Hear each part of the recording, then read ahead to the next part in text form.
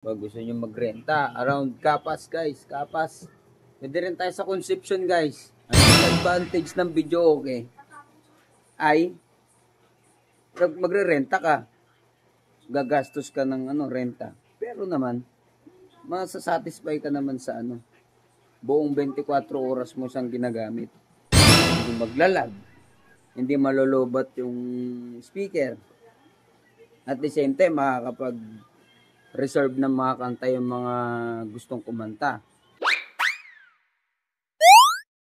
Good morning guys. Baka gusto nyo pong mag-rent ng video okay dyan guys, sa mga birthday, fiestahan, o anumang okasyon dyan. Baka kailangan nyo ng video okay guys. Ito, available po ang ating dalawang video okay.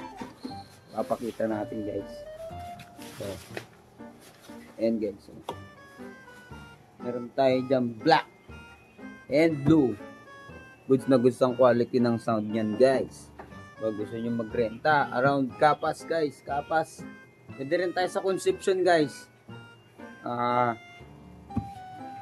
Nagkaroon na ng alikabok guys. What?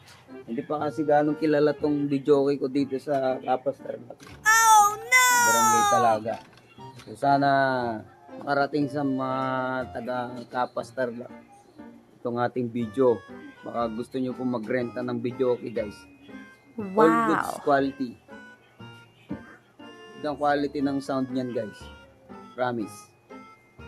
At may mga updated songs din tayo dyan guys. Sabi nga nila, mas maganda daw gamitin pag okasyon is Bluetooth speaker. What?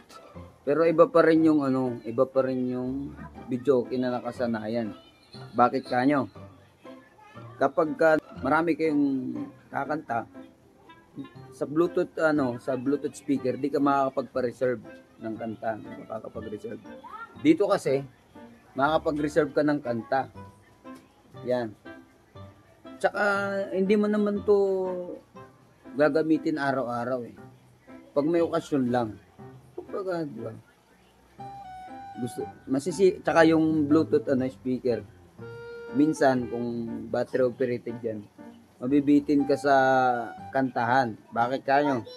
Pag nalobat yung Bluetooth speaker mo. At isa pang dyan.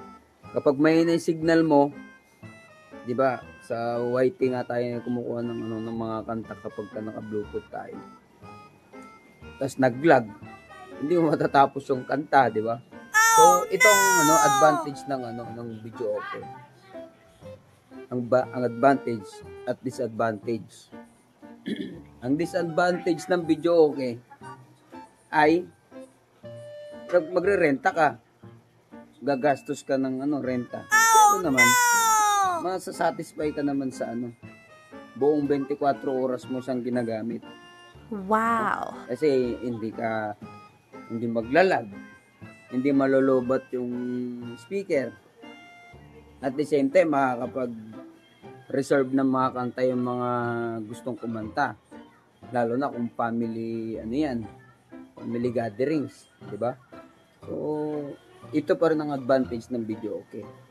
Kaya sa mga nagsasabi na mas maganda ang Bluetooth speaker kapag may mga okasyon, dun po kayo nagkakamali. Mas maganda pa rin ang video okay. So, PM na guys ha.